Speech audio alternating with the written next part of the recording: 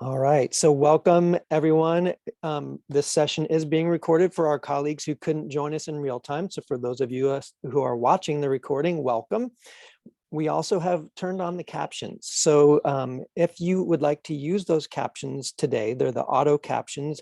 Go to the bottom of the Zoom window and you'll see a closed caption button where you can choose the live transcript option. We also encourage you to pose your questions in the chat, and we will also be pasting a Padlet link for you so that you can asynchronously provide comments, feedback, and questions. I would love to take this time to introduce our featured speaker for the conference.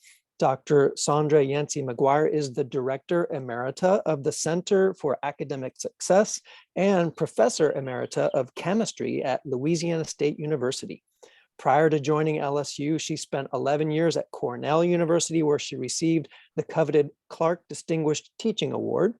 She has delivered keynote addresses and presented workshops on effective learning strategies at over 500 institutions in 48 states and 14 countries. Later, Dr. McGuire, you'll have to tell us which 2 states you haven't visited yet. Her Okay. best-selling books, Teach Students How to Learn and Teach Yourself How to Learn, by stylists are widely acclaimed by faculty and students, and the parent version, The Parent's Guide to Studying and Learning, was released just this year in January 2022. Dr. McGuire is an elected fellow of the American Chemical Society, the American Association for the Advancement of Science, and the Council of Learning Assistance and Development Education Associations. She received the Presidential Award for Excellence in Science, Math, and Engineering Mentoring in a White House Oval Office ceremony. Dr. McGuire received her BS degree magna cum laude from Southern University in Baton Rouge, Louisiana, her master's degree from Cornell University, and her PhD from the University of Tennessee at Knoxville, where she received the Chancellor's Citation for Exceptional Professional Promise. The focus of her work is on improving student learning and increasing equity by teaching students metacognitive learning strategies. Dr. McGuire, I hand the baton to you. Thank you so much. I really appreciate it. And I'm really, really happy to be with you at this equity conference, because I think that is something that is so important for us to have a discussion about. And sadly, in many areas, that those discussions are being shut down. So I was really, really pleased to hear about this conference and certainly to participate. And so I'm going to be talking about closing what I call the metacognitive equity gap by teaching our students how to learn. And I want to thank the conference organizers for inviting me to participate in this wonderful conference. I wish I could participate in most of the sessions. I'm going to be watching them online because one of my most recent blessings, I'll call it, is my husband and I were both named Louisiana Legends by Louisiana Public Broadcasting. And that ceremony is the gala, they say, is tomorrow night. And so I'm going to have to run after my session, but please put the questions on Padlet or in the chat box. And if I don't get to them now, thank you so much, Sarah. And everyone who's saying congrats, thank you. If I don't get to them now, I definitely will provide answers for those questions. And so our short time together today will be used by first looking at a definition of metacognition and metacognitive equity. And then I'll show some examples that demonstrate the impact of teaching students metacognitive learning strategies. And we'll talk a little bit about the importance of teaching students about Bloom's taxonomy and a tool that we use to help students move higher on Bloom's, and we call it the study cycle. And then we'll have a conclusion and wrap up. And if we have time, then we will entertain some questions in the session.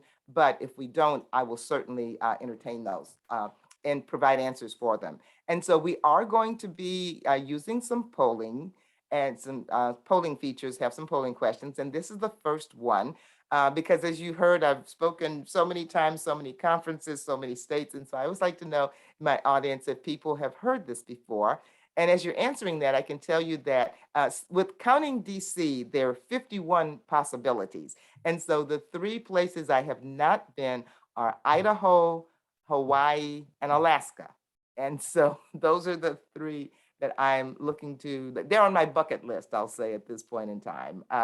Oh, okay, great. So, and Dr. Kelly, the way I usually like to do this is when we get up to about 70%, and I see we're already at 78%, so this is a fast group. But I give the 5-second warning, and then we will close the poll. But since we're already up to 82, we can go ahead and close it, and we can share the results. So most of our audience, 90%, have not participated in either. So this will be new information for you. And okay, and then sharing the results. Okay, I guess I have the ability to do that. So I will close that out. And then the next question has to do with how much you know about metacognition, because metacognition actually, if you read the book, you'll see that I didn't even know what the word meant until about when I had been at LSU for a couple of years. And I use it now as the main construct to discuss these ideas with students, because I find that if we talk to them about study skills, students' eyes tend to glaze over. They don't want to hear about study skills. But if we talk to them about metacognition, which is a term most of them have not heard, then they are more likely to be interested in the topic. So, oh, okay, so about a quarter, say 25%.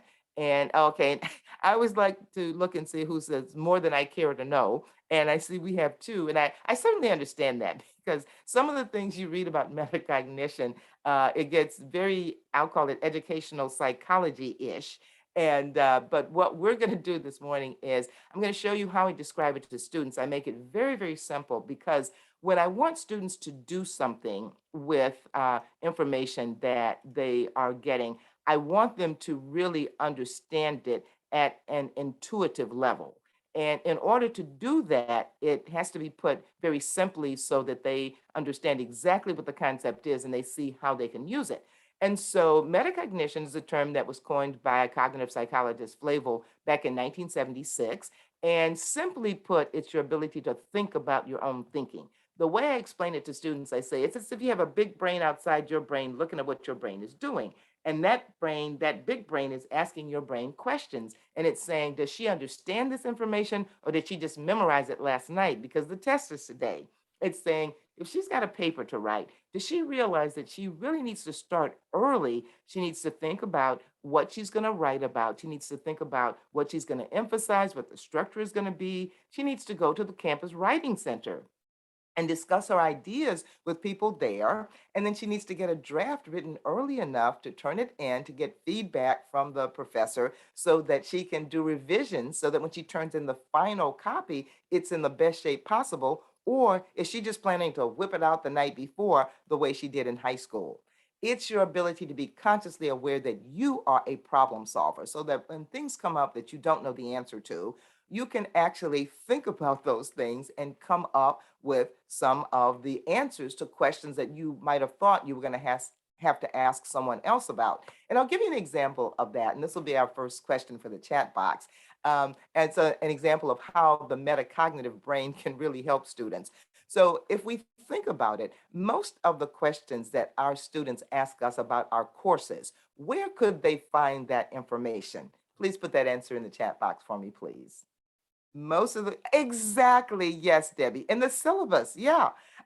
And so when a student is not using their metacognitive brain, they might think, oh, I wonder when the next test is going to be. I need to ask the instructor. And then the metacognitive brain steps in and says, we don't have, oh yeah, or Canvas is another way. The metacognitive brain says, we don't have to ask the instructor. We can get the answer to that. And so then the brain says, well, what am I supposed to do? I don't know when the next test is. And the metacognitive brain says, well, what resources did our instructor give us that might have that information? Or what course resources do we know about that we might use to get that information? And so the metacognitive brain leads them to the syllabus or to Canvas, and they get that information. And so when students recognize that they can step back and think about when they have a question, do they have resources that they may be able to use to answer that question? And it's very helpful. And especially during the pandemic time, many instructors have said that this is really helpful to them, because when students, they were getting so many more emails from students with questions. And so when they taught students how to really analyze, can I answer this question myself? Then they got fewer questions.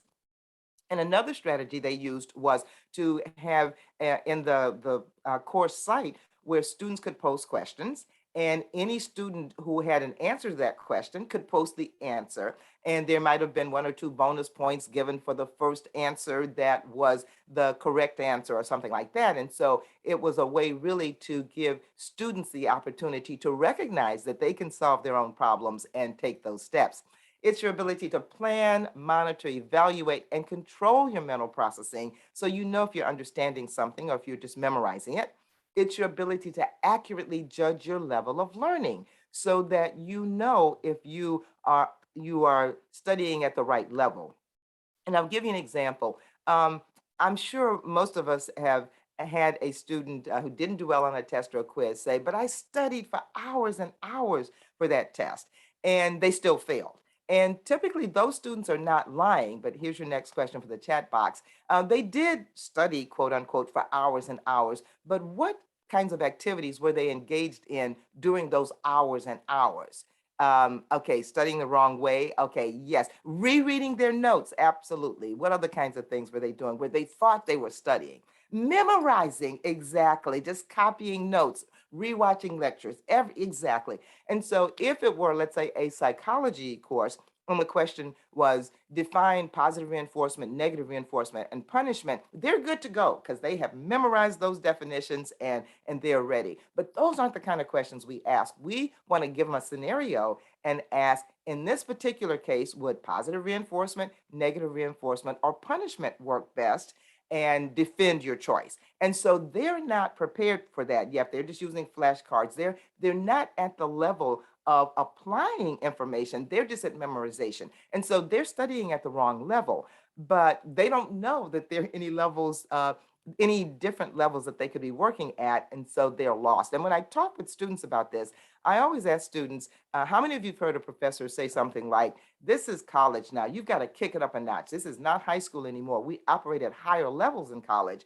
And all the hands go up. But then when I ask, who thinks you can tell me exactly what those professors mean when they say that? Very few hands go up, but the ones that do go up, they'll say things like, oh, they mean that college is going to be harder than high school. Or sometimes they'll say, they mean that we need to study more. Or sometimes they'll even say, we need to take more responsibility for our own learning. And all of those things are correct. But then I ask students, how many of you have ever heard of Bloom's taxonomy? And almost nobody has. So put in the chat box for me, please, yes or no. Would you say you are very familiar with Bloom's taxonomy?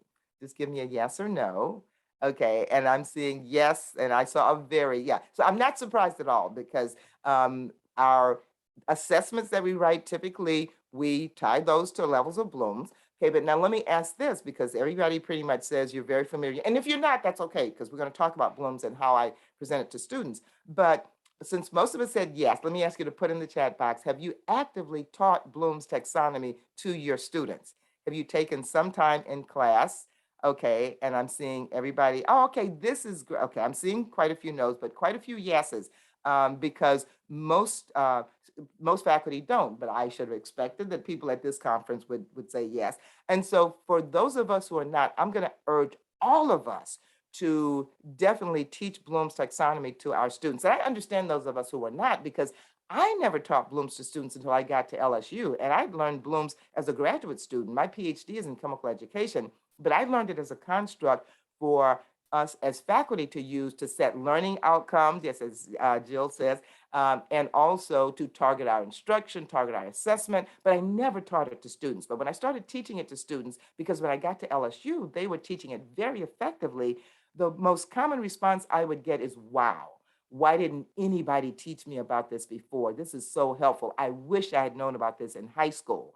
And when students learn that there are higher levels to go to, then they can approach their studying in a whole with a whole different mindset. And it's your ability to know what you know and what you don't know, so you don't show up at a test or a quiz thinking, okay, I know this stuff, I'm good. You look at the first two questions, and it's like, uh-oh, I guess I don't.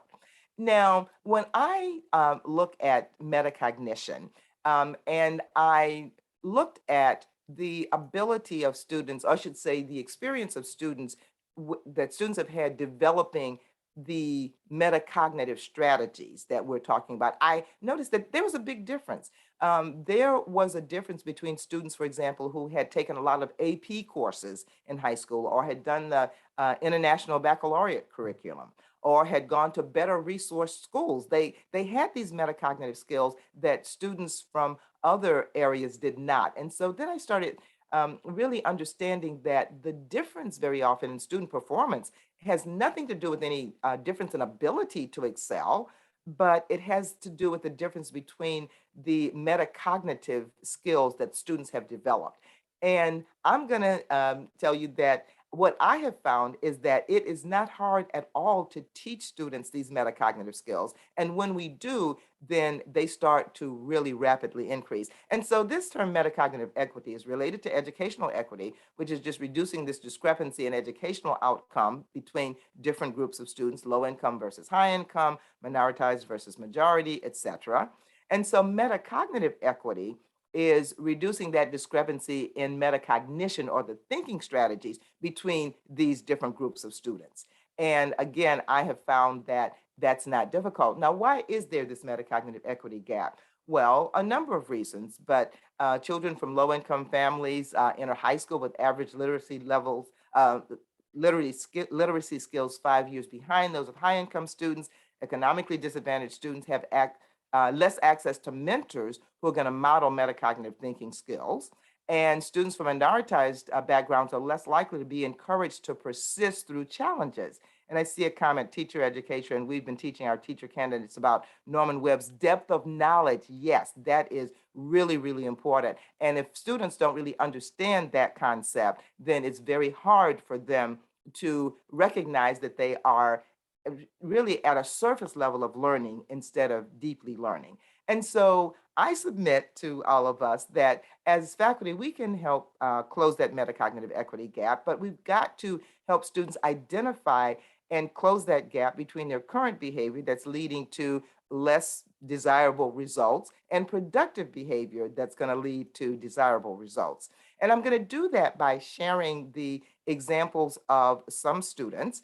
And what the first one I'm going to share with you is Dana. And she came from a very good high school, and she came to LSU on a very prestigious American Physical Society scholarship because she wanted to be a medical physicist since 10th grade.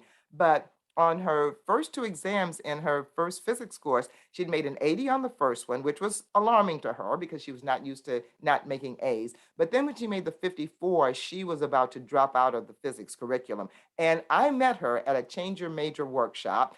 And when she was leaving, I asked her if I could talk with her because she was about to change her major. But it was clear to me that she was planning to change because she thought she couldn't do physics. And so I asked her if she had about an hour to talk with me in the office, and she said, sure. And I said, look, I'm not going to try to talk you out of leaving physics because if you want to do something else, that's absolutely fine with me. But I want you to know you're leaving physics, not because you can't do it, but because you've chosen to do something else. And so she spent an hour with me, 91 on the next test, 97, 90 on the final, A in the course, 4.0 that semester. And her problem was that she didn't know that there was another way other than memorizing formulas and using online homework programs to help her to know how to start her homework assignments. But then after she learned about metacognition and a different way to do the homework and to master the material, it made all the difference in the world. And so this is Dana, and I want to just play so you can hear her in her own voice. And I can tell you she starts off a little bit softly, so you may have to turn up the volume on your computer, but she does get louder as it goes along, and so let's hear her. And Kevin, I cannot see you now, so let me get this back. So would you just say yes or no if you can hear her? Hi, my name is Dana Yes. Derby, and Great. I am a former student of Dr. McGuire's, and she asked for me to share a little bit of my story with you today. So I met Dr. McGee at a Find Your Major workshop at LSU when I was a freshman. I knew that I wanted to major in physics when I started college, but I quickly found myself failing my introduction to physics class. So I freaked out and thought, you know what, maybe I'm not cut out for this, and decided to attend that workshop. When I went there, I shared my story, and afterwards Dr. McGuire approached me and asked me if I would consider sticking with physics a little while longer and maybe trying to approach my assignments and my tests in a little bit of a different way.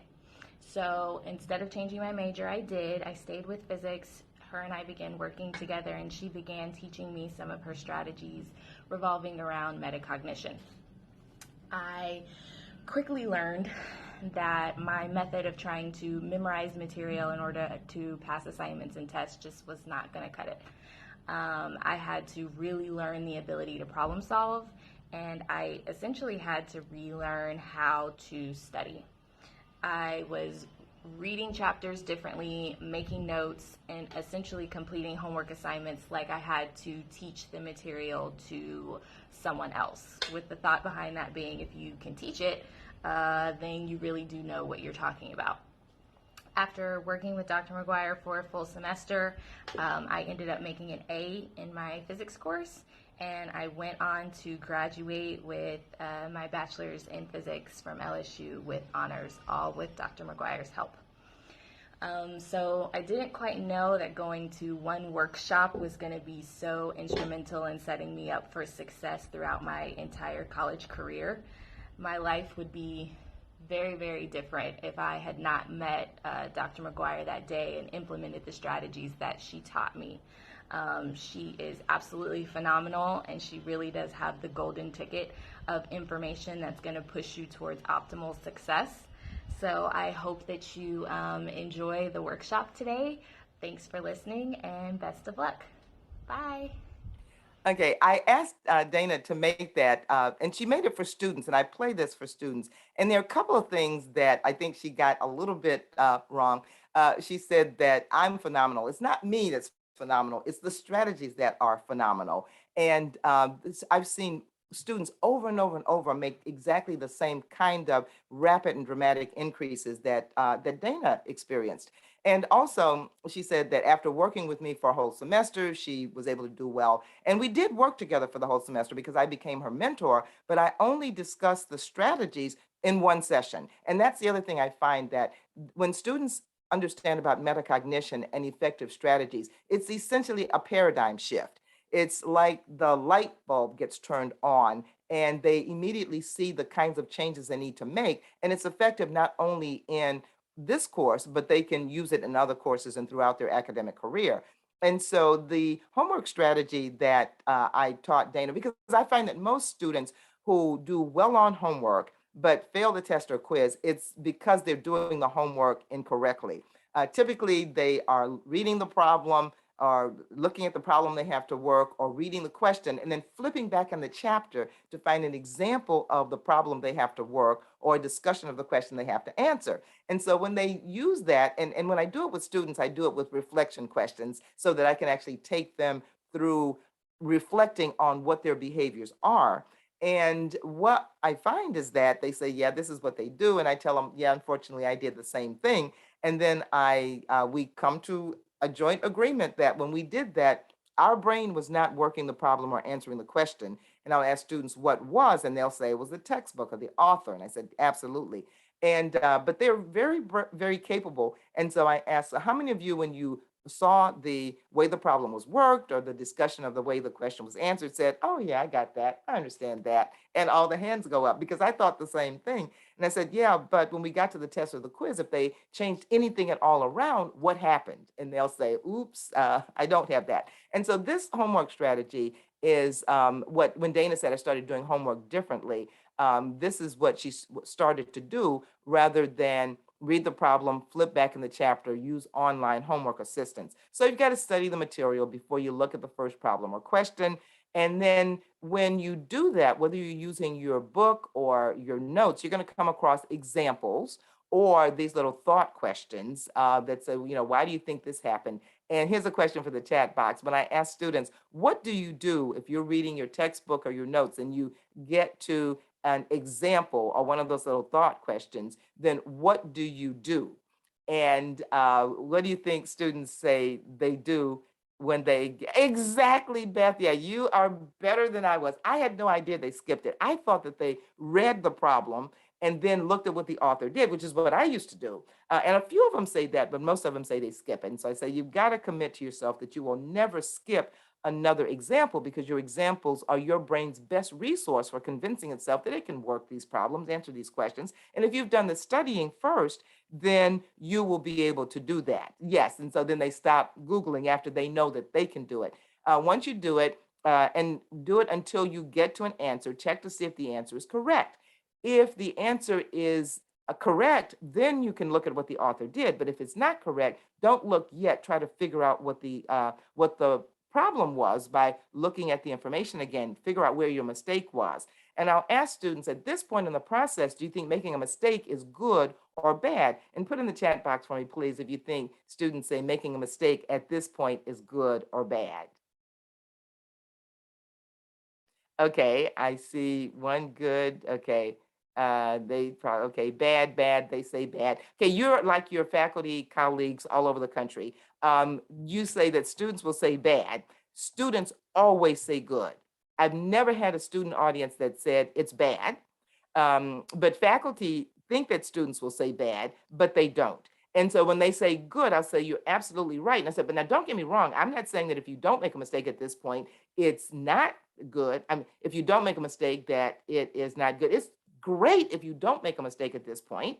It's fantastic, but why is it good if you make a mistake at this point? And they are so dead on. They will immediately come up with 3 reasons that it can be good if you make a mistake at this point. So put in the chat box what you think.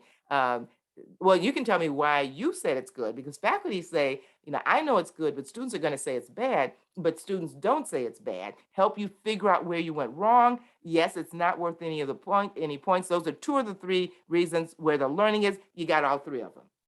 They will say, what? Yeah, you learn from your mistakes. They'll say, now I know where my brain is having a tendency to go wrong. And then they'll say, well, it's not the test. And so I can correct it before the test, which then gives me the opportunity to ask students, how many of you have ever gotten a test or a quiz back and you didn't do well and you looked at it and you say, I would have done so much better, but I just made simple mistakes. And, all the hands go up and I said, yeah, I used to think the same thing.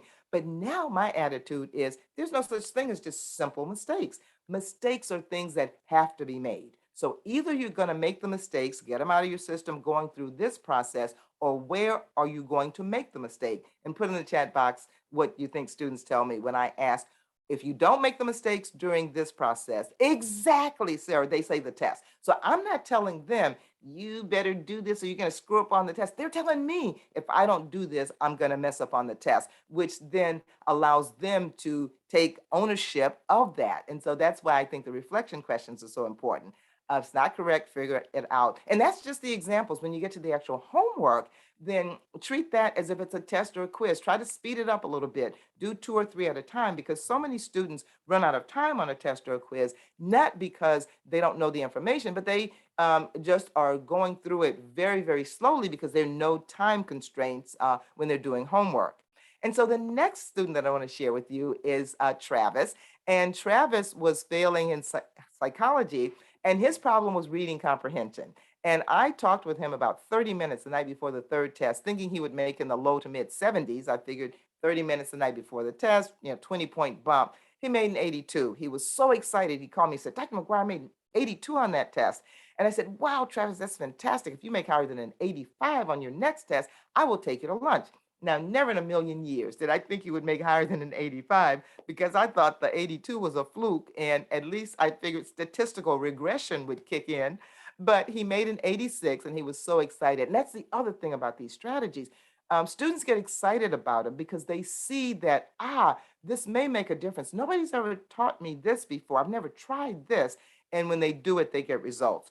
And so it was a reading comprehension strategy that I teach now students in law school, dental school, med school, because they haven't learned this. I actually learned this very simple strategy that many of you probably already know, as it was SQ3R, then it went up to SQ4R, and now it's SQ5R.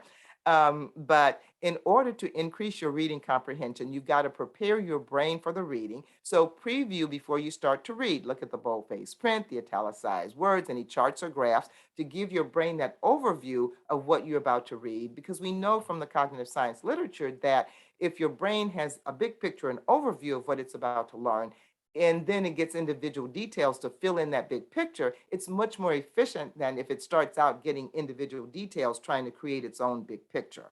And then develop questions. So preview before reading, develop questions you want the reading to answer for you. And then when you start to read, just read the first paragraph, stop, put that information in your own words, and then read the next paragraph, put that information in your own words, trying to fold in what was in the first paragraph, and then do subsequent paragraphs the same way.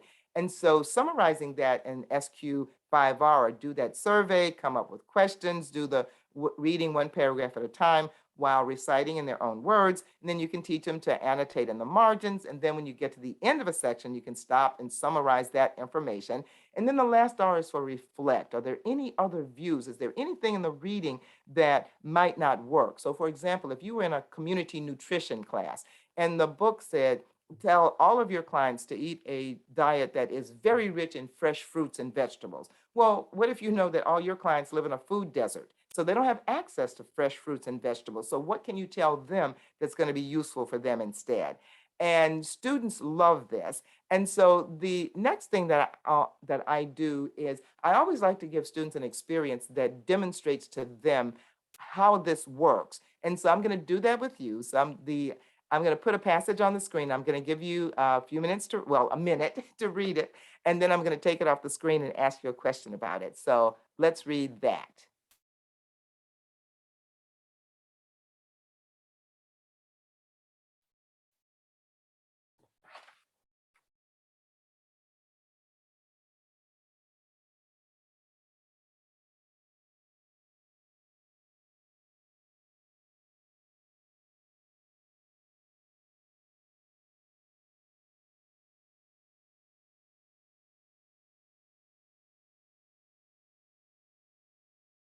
Okay, you might not have finished the whole thing, but I'm going to take it off the screen now and put a yes or no in the chat box for me, please. If you haven't seen this, you may have seen it, but if you haven't seen it, give me a yes or no in the chat box. If I asked you to unmute your mic and summarize this to the participants, would you be able to do that? Okay, and everybody's saying, no, I certainly would not have. Okay, but now let me ask you, if you had known before you started to read that this was about flying a kite, I want you to reread it and put in the chat box yes or no if it makes more sense to you now that you know what it's about.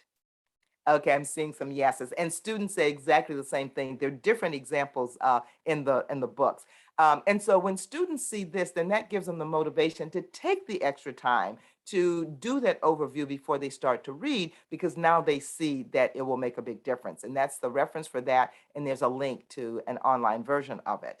And this is just the text. I also like to show them examples of how this works with other students. I have student emails that I share with students, and I just want to share this with you as a faculty member. This was from someone who wanted, this was a teacher, and the student wanted to drop a low-level physics course, but she told the instructor how she read the textbook and how she took notes, and she was reading it like a novel. And so she taught her the strategies, and she said this worked. Not only did that turned her around in my class, but she applied the same technique in her other classes and saw her grades go up. Now she's found confidence, knows what to do. And this is, it's gonna, oh, okay, I'll put it back, but you're gonna get this whole PowerPoint presentation. I'm going to send it to the conference organizers, and so you will have access to it. And so this is the link that will lead you to that. So you will definitely have that. And yeah, so I was going to say the other thing that this does is it gives students confidence when they see that there are things that they can do, that their learning is in their control. It makes a big difference. And reflection questions are really, really important so that students now will turn it inward and see. And so one of the reflection questions that I ask students is, what's the difference, if you think there's any difference at all, between studying and learning? And typically, if we had more time, I would ask you to put what you think students said, or even how you would characterize the difference. But in the interest of time, I'll tell you what the top 3 responses are I get, and see if you were thinking of one of those. But the top thing answer I get is they'll say, studying is just memorizing information for a test or a quiz, but learning is when I understand that information, I can apply it, I can use it. And sometimes they'll say studying is short term, learning is long term. And mind you, they really haven't thought about these questions before we ask them, even whether making a mistake is good, because nobody's had a discussion with them about these. And without having that discussion, then they may think that making a mistake is bad. When we set it up the way I set it up, they always say good. And then the second question is, would you work harder if you had to make an A on a test, or if the instructor told you that you were going to have to teach the material to the class?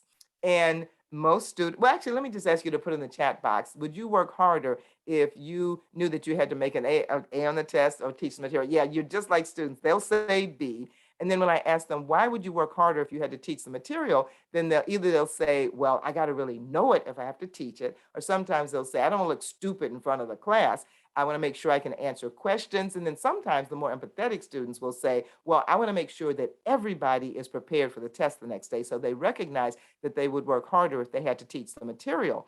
And so then I give them the example of a young man who heard about this strategy, and he had a betta fish, and he decided that he was going to start teaching the information to his betta fish. And his bio went up from 66 to 98, his chem 62 to 83. He ended up with a B in both courses.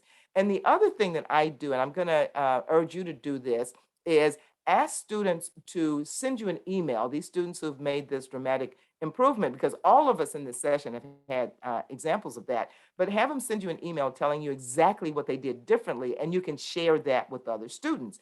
And so he was now going to more of the peer-led team review sessions. Before he went, he wouldn't do anything to prepare the sessions. He wasn't even going to all of them, but now he started going to all of them. Before he went, he would see what he understood, what he needed to focus on. Then after the sessions, he would go back to his room and teach the materials to his betta fish, and anything he couldn't explain, he would go over that again until he could explain everything.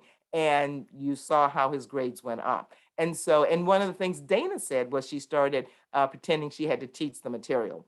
Now, the next thing I want to do with you is I tell students all the time that your performance in class, if you fail the first test, I don't care if you fail the first test, because that has nothing to do with how smart you are. It only has to do with the fact that you weren't using effective strategies.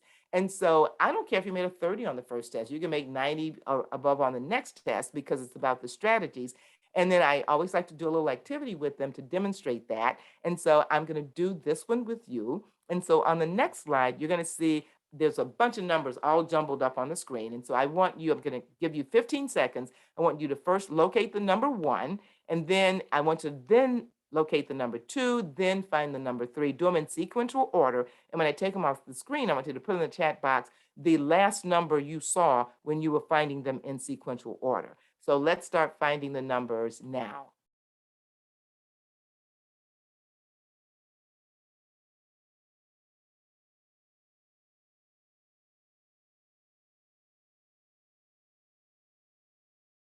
And stop. Okay, so put in the chat box for me the last number you saw when you were finding them. Okay, yes, most people are low single digits, or I'm sorry, low double digits or single digits. Okay, yes, and so we didn't get very far. Okay, and so now I want you to see the numbers with this horizontal line and this vertical line and the position of the number 1. And I'm going to ask you, what do you notice about the positioning of the other numbers? What are they positioned according to?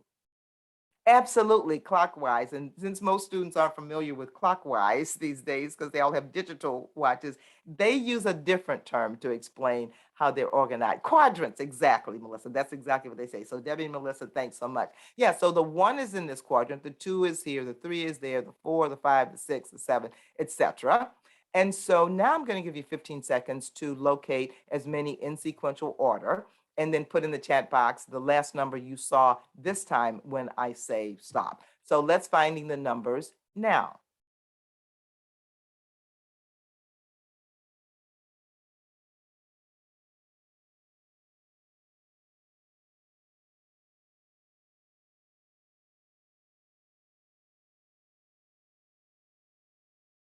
And stop. So put now in the chat box the last number you saw. Okay, 17, 22, 18, 25, 37. Yeah, and so we did a lot better. And it looks probably most of us got at least twice as many. And there's a different exercise in the book, and students usually get three times better. And so that demonstrates that you could have made a 40 on the first test, 80 on the next test. But there were two major differences between the first and second attempt. Why could we do so much better the second time around? So put in the chat box, what was the difference between the first and second attempt? Exactly. We had a strategy. We knew how the information was organized. We knew the patterns. And I tell students, this is what they have to do in their classes. They have to know, how does the information in chapter 5 relate to the information in chapter 1, etc. And we also could focus on a smaller part of the screen because we knew that we only had to focus on one quadrant at a time, which suggests that you have to study as the course goes along and not wait until the night before the test when you have so much stuff to cover. And so we know a lot about learning now. We know active learning is much more lasting than passive learning. We know that metacognition is really important and Bloom's taxonomy is important. And Kevin, I'm going to ask, in the last session, they went until about 10 till. So is it okay if I end like at 10 till instead of exactly at 11:45? 10 till will work. Oh, great. Okay, wonderful. And so this is the form of Bloom's taxonomy that I share with students, where they understand that you can either just memorize information or you can know it well enough to explain it in your own words to your 80-year-old grandmother or your 8-year-old nephew in words they understand. And you can move up to applying, where now you can use the information to solve problems, answer questions you've never seen before, or you can know it well enough that if you have any concept, you can break it down into simpler concepts and see how they all fit together. In evaluating, you can look at two ideas, two concepts, and determine whether one is more likely to be correct than another. And at creating, you can come up with your own ideas, your own theories. And so, Dr. Kelly, I'm not going to do these other ones as polls because it takes a little bit longer. So I apologize for having you do the work to create the polls, but I'm just going to have people put the answer in the chat box. Okay, all right, thanks. And here's another form of Bloom's that actually has the verbs associated with each level. And so I find that when we teach students Bloom's taxonomy, they get it. And so just put in the chat box 1, 2, 3, 4, 5, or 6, what level you think students tell me when I ask them, what level did you have to operate in high school to make A's and B's in your high school courses? What you think they put? Yeah, I'm seeing lots of ones. I saw 2 and 3. Most of them say 1s or 2s, and we get a few higher if they've taken AP courses or IB courses. And then the next thing I ask them is, now that you've been in college for a while and you see what we do here, what do you think the lowest level you've got to operate here to make A's in the courses? Because you're still able to do that, but what level do you have to operate at? And what do you think students tell me? I'm seeing some 3s, 4s, 5s, 3s. Okay, I think you'll be pleasantly surprised to find that you were on target when we looked at high school. It was 1s, 2s, 3s, basically. But in college, many of them, this was data from one group I was using, clickers, and they went to 6. And most students will go to either 4, 5, or 6. This is another year, it was 1 for high school, and then for college, it was 5. So they realized that they have to go to higher levels. And this was an example of a high school student who got it, and you'll be able to read this when you get the information, but they were talking about the difference between knowledge and wisdom. And so one of the students said, thinking about the meme that knowledge is knowing that a tomato is a fruit, but wisdom is not putting it on a fruit salad. And one of the students said, it's like Bloom's taxonomy. First, you know the thing, then when you understand it and to apply it to situations, that's where wisdom is. And so the teachers really liked the idea that not only were the students understanding Bloom's taxonomy, but they saw where it could be applied. And so students know that once we go through this, that the problem is that they're operating on lower levels of Bloom's. So the question is, how do you get yourself higher?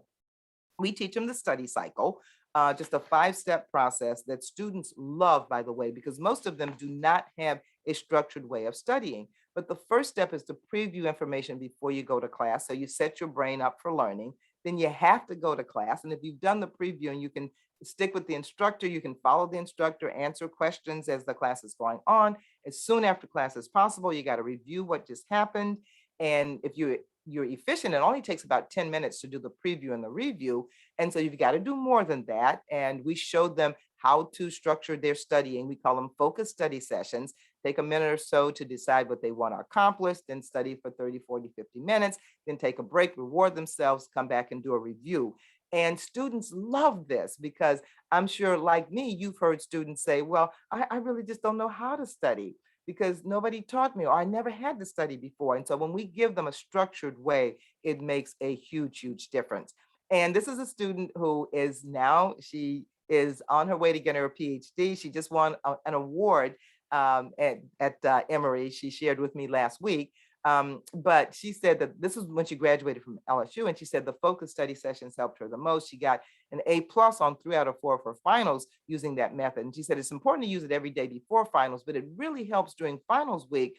And I think that's because it's really kind of a time management tool also. And so I would urge you to share this with your students who are getting ready for finals. And in a couple of minutes, I'll just introduce the idea of mindset, which is so important. And that's Carol Dweck's work, who looked at the phenomenon where most people think that there are, well, think of intelligence in one of two ways, either that it's fixed, you have a certain amount of it, it's not going to change, or, and she calls that a fixed mindset. The other view is you can grow your intelligence with your actions. And we know that growth mindset is much closer to the truth. And it makes a big difference whether you have a fixed or growth mindset, because if you have a fixed mindset, you tend to avoid challenges. You're going to give up very easily when you reach obstacles.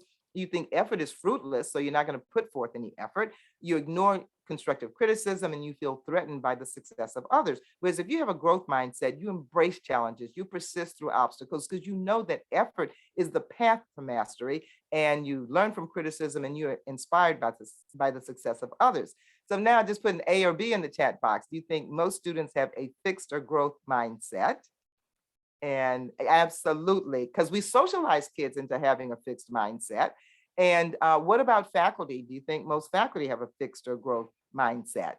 And okay, I'm still seeing some A's. Yeah, and of course, and even with students, it's not a one size fits all. But I do find that a lot of faculty have a fixed mindset. And fortunately, I had a fixed mindset. If you read the book, you'll hear all about that. But it's important to recognize that the mindset of the faculty has a big impact on the success of students. And this is a study that came out in 2019 that found that there was a big impact, especially on minority STEM students. And what they found was that all students in the class of a professor with a growth mindset did better, but it closed the gap. It halved the gap between the performance of students who were Black, Latino, and Native American and white and Asian students when they were in the classroom with a professor with a growth mindset, because those students knew that they could do better. And this is an email that I got from, not email, I'm sorry, I conducted an interview with a Princeton University student. And when she read the student book, she said that the growth mindset chapter was so, so important because she was from a public school and she and her friends had decided that if you were from a public school, then you were not going to make A's at Princeton because the private school students had so much better background. But she went from literally getting C's her freshman year and thinking that she shouldn't even be at Princeton and majoring in neuroscience to getting all A's, taking only neuroscience courses her senior year. And she said if it wasn't for that growth mindset, she wouldn't be here. She now knows that just because you're from a public high school or you haven't been prepared well, that doesn't mean that you can't thrive in the environment that you're in. And so to end this, I want to share with you the experience of a graduate student who had failed all of his cumulative exams except one his first year. And students have to pass 6 their first 2 years or they're kicked out of the PhD program. And we give 8 a year. But he started working with the Learning Center and the Writing Center, learning these strategies. And the next year, he didn't even need all 8 to get his total of 6. He passed 5 out of 7. And he passed the December exam with the highest score in the group. This is he, Dr. Algernon Kelly. He's the only person I know on the planet who has a PhD in chemistry, but he started every single college course at the developmental level. And I'll end with this series of emails from this student who on October 17th, he said, I'm struggling. I really want you to mentor me so that I can realize my full potential. A week later, he had gone from a 56 in chemistry to an 84. And then November 3rd, he increased his bio exam from 76 to 91.5. And you notice the change in his mood from, hello, Dr. Kelly, hey, Dr. Kelly, hey, Dr. Kelly. And he said, ever since I started your study cycle program, my grades have significantly improved. I've honestly gained a sense of hope and confidence. And that's what we want our students to have, because that's what they lose when they have that initial failure. He says, my family and I are really grateful that you've taken time to get me back on track. When we have first generation students, they bring the hopes and dreams of their families with them to college. When they struggle, they don't know how to fix it. The families don't know how to fix it, but this information will. So the bottom line is we can significantly decrease that metacognitive equity gap, but we got to teach our students how to learn. We can't judge their potential on their initial performance, and we can't let them do it either. We have to encourage them to persist even when they fail initially. We got to encourage them to use these metacognitive tools. These are some references. These are some acknowledgments. This is the book for faculty. This is the book for students. Thank you very, very, very much. I will stop the share and turn it back over. Oh my goodness. Well, you can see that the chat is lighting up because you have done just such an amazing job of making the case for metacognitive equity. I don't know if everybody knows about the article that you wrote about that, so we'll make sure we'll put the link to that in your Padlet and make sure everybody can get access to your slides. But Dr. McGuire, thank you so much for taking the time to help us really kick off this conference in the right way. And we will be starting our next session in just a little bit. But for those of you who want to keep thanking Dr. McGuire in the chat, please do. And Didem, since you're a co-host of this session, is there anything that I'm missing or that we want to say? And while he's thinking about that, let me just say one other thing. I see all the thank you. Thank you. I really appreciate that. I know you had a bunch of other stuff you could have been doing, so I appreciate that you joined the session. But I also want to say, I want to thank you, because what I'm doing is easy. I'm just sitting in my study doing sessions for wonderful faculty like you, but you're in the trenches, and I really appreciate what you're doing. Your students appreciate it. And so thank you, and you've inspired me. So keep up the great work and have a wonderful rest of the semester. Thank you very much, Dr. McGuire. I mean, when we were watching you, probably we all thought like how many students we might be losing on the way, right? Because they don't know these metacognitive strategies. So thank you so much for inspiring us with your speech. Thank you. Thank you. Right, well, wonderful. Have a great rest of the conference. I gotta go do a Louisiana Legends task right now. So, but I will be watching the videos. So have a great rest of the conference. And again, thank you so much for inviting me to participate.